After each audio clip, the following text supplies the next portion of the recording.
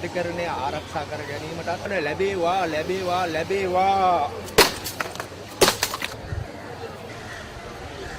අධිකරණ බන්ධනාගාර ප්‍රතිසංස්කරණ අමාත්‍යාංශය අද ඉතාමත් ව්‍යාකූල තත්ත්වයට පත් කරලා තියෙනවා.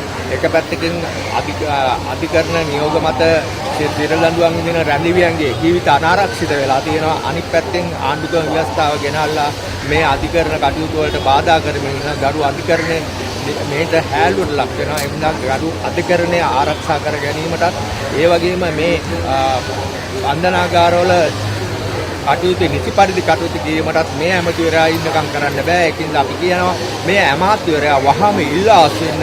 ඒ ඉල්ලා අස්වීමට කටයුතු කරන්න. එසේ නැත්නම් ජනාධිපතිවරයාට මොහොව ඉවත් කිරීම සීනුවන ලැබේවා.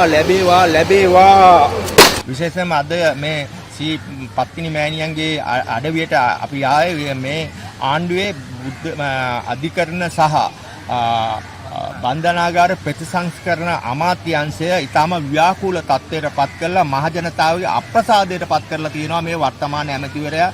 ඔහු YouTube නාලිකා බලලා තමයි ඔහු අමාත්‍යාංශය කරන්න කියලා ඔහුම ප්‍රකාශ කළේ. ඒක නිසා තමයි කනගාටුයි.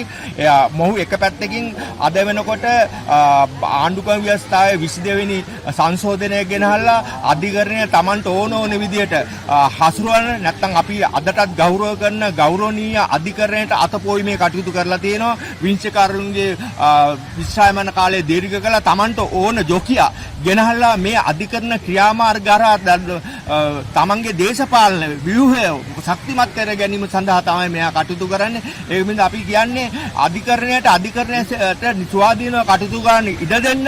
ඒ වගේම 3-2 තියෙන ආණ්ඩුවක් හැමදාම 3-2 ආවට පස්සේ මේ අධිකරණයට අතපෙවීම කළා තියෙනවා. මේගොල්ලොත් ඒක කළා තියෙනවා. තමත් කනගාටුයි. අද විංශකාරවරු 2-3ට බෙදිලා ඒ වගේම නීතිඥයෝ බෙදිලා වින්දිතව බෙදිලා සියලුම සමාජෙම බෙදීමට ලක් කරලා තියෙනවා මේ 22 වෙනි ආණ්ඩුක්‍රම ව්‍යවස්ථාව තුළ.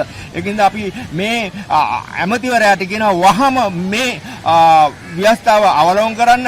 ඒ වගේම ලස්සන වැඩේ තමයි හොඳම ටොක්ටක් හැන්ලා නීතිඥ සංගමයට අද ජනාධිපතිතුමා හවස සාකච්ඡාවක් දීලා විකාරණේ ගැසට් කළා ආණ්ඩුක්‍රම ව්‍යවස්ථාව. ඊට පස්සේ සියලුම දේවල් කළේ වෙලා අද සාකච්ඡා කරනවා. මොකද්ද මේ විහිළුනේ කරන්නේ? මේ විහිළු සපයන්න එපා.